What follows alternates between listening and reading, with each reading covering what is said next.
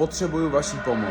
Dneska den 9 mojí cesty k milionu za 365 dní, no a potřebuju vaší pomoc. Teďka tady totiž dodělám své webové stránky, ale furt mi přijde, že tam prostě něco chybí. Takže vás chci požádat o pomoc v komentářích a o vaše rady, co na e-shopu zlepšit. OK, takže takhle nějak vypadá domovská stránka toho e-shopu. Jak můžete vidět, tak tady mám 4 tlačítka. Nakupovat, o nás, kontakt a zásady. Když přejdeme na stránku nakupovat, tak se zobrazí jedna velká stránka s textem Nošeno s příběhem a 3 produktama, který budu prodávat.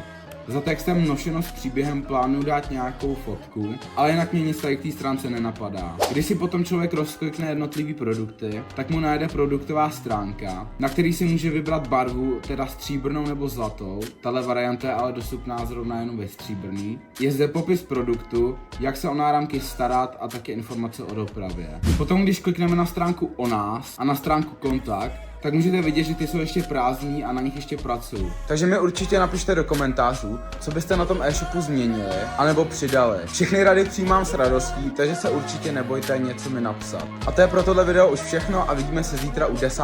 dne.